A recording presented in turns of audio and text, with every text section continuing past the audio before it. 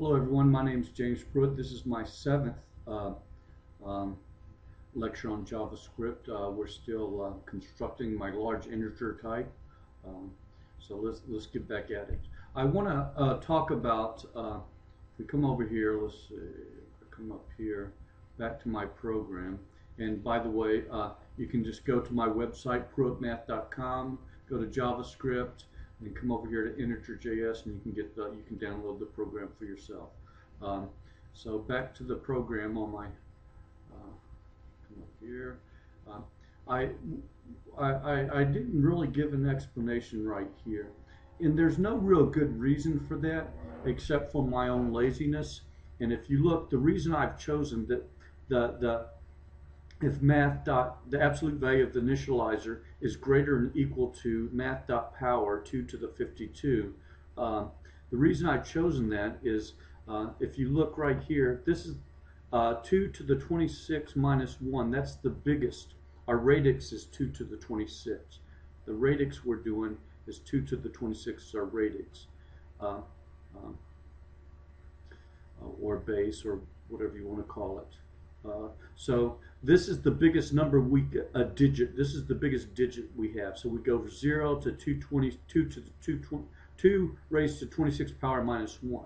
So if I look at a two-digit number, 2 to the 26 minus 1, the biggest two-digit number we got, that's that digit, plus 2 to the 26 minus 1 times 2 to the 26, and raise that to the 0. That's going to be 2 to the 26 times 2 to the 26 is 2 to the 52.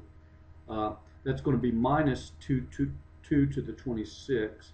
This is going to be 1, so that's going to be plus 2 to the 26, and that's going to be minus 1, and that's equal to 2 to the 52 minus 1. So if we come back over here, so if it's greater than or equal to 2 raised to the 52, then you're going to need more than 2 digits.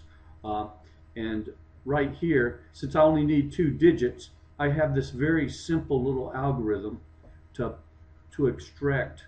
Now what's going on here? To extract the values. I just take the math.floor of the initializer divided by the radix, which the radix is 2 to the 26. And that's going to give us our 2 to the 26th place. And if temp's not equal to 0, then I put my 2 to the 26th place into the array. And then if it's 0, then I don't bother. But the number at the 0, the least significant digit, is going to be the remainder of the initializer divided by the radix, or this is the initializer mod radix. So by doing this, I simplified converting from a floating point number to my format, to my array notation of representation of my large integer. I've simplified it to just 2 operations. Now, granted, any initializer, any initializer that is a number, that is a floating point number, 64-bit floating point double, IEEE 754 number, that represents an integer, should be able to be converted to our number type. And so I'm throwing off a lot of integers that I'm not going to convert because of my restriction. And that's because of my laziness. It's going to be more complicated. It's going to require far more than just two operations. So I'd have to think about that for a while. Maybe it's an issue, maybe it's not. Most of the construction of integers are going to come from my algorithms of multiplication and addition and division and modulus and subtraction. When I develop those algorithms for my large integer type, it's going to construct new ones out of the old ones. So this construction won't be used. What's going to be used in those cases is this case when type of initializer is object. So you see when I come up here to my type of, my switch on my type of the initializer, I'm going to take the case when it's a number, that's a floating point number, the case when it's a string, and the case when it's an object. And that's how most of them are going to get made. From my algorithms are going to produce these objects, which are just arrays. So I'm going to put in these arrays or these objects plus actually they're not. We'll come back to that later. So we got this number case, and I've made some restrictions to make it very easy, only two operations. The floor operation of the initializer divide by radix and the mod operation by the radix. Now we're going to come to the string, and here's where I usually so you can put any size integer in here with strings, and again we're going to try to find any particular error, and we're going to if we find an error we're going to let's see, I don't have no throws. So I should have two throws.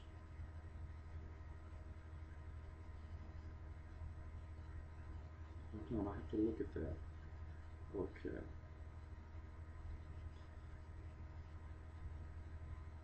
Okay, yeah, here's the throw. I'm out of here. So there we go. Okay. So what I'm going to do is we're going to make sure the string the string can either have a negative or a positive, or a number, right? We can either do a negative. If we look, we can either have a string can have like negative 1, 2, 3. It can have 1, 2, 3, or it can have plus 1, 2, 3. I'll accept all those formats, and that's what this does. If it's negative, we're going to convert the negative to true, and we're going to increment. The I is the pointer to the string. So the initializer I, that's the first character in the string. So we compare it to negative. And just for general purpose knowledge, JavaScript doesn't have character types. This is actually a string. So, but that's all right. A character is just a string of length 1. So they're all actually strings. And you can use double quotes or single quotes. And I just use single quotes, and here I got double quotes. So it doesn't matter which one you use. But you have to match. You can't put a single quote and then a double quote.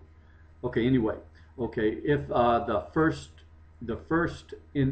character is minus, then we set negative to true, and then we look at the next character. If the first character is plus, we do nothing. We just increment to look to the next character. If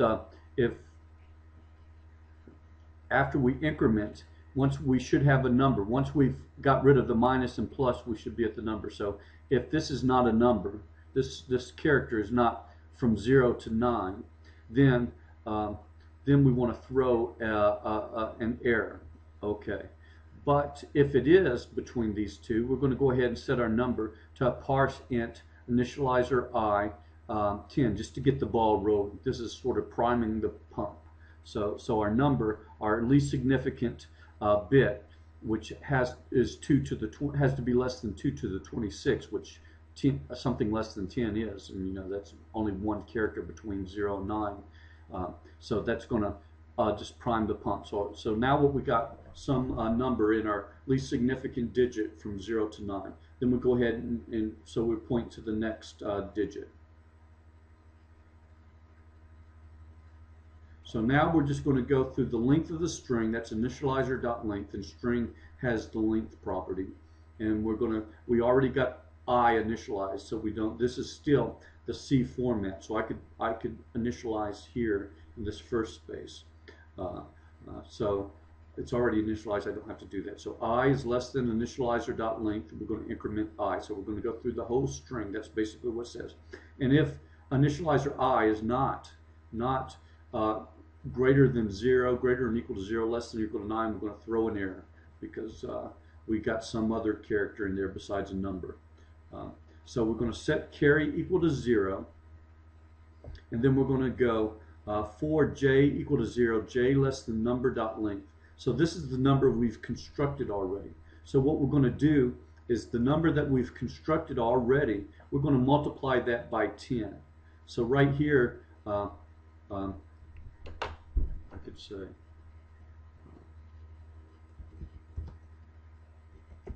multiply number by 10. Okay, so let's go ahead and save that. So that's what I want to. The number that we've already primed the pump, like I said, so we have at least one digit. So the number dot length, and what we're constructing is an array of numbers, all of whom is less than 2 to the 26, all of which are less than my radix. And we described that already. So we start with j equal to 0, so number j times 10 plus our carry, which our initial carry is just going to be 0. And we put that in a tenth. And then we say number j is temp mod radix. So that's going to go into our new j. And our carry is math.floor temp divided by radix. And if you want to look, so we're multiplying two of our digits, and our digits are less than, the biggest digit we can have is 2 to the 26 minus 1. All our digits have to be less than 2 to the 26. Let's see what we got. I'm going to push this up here.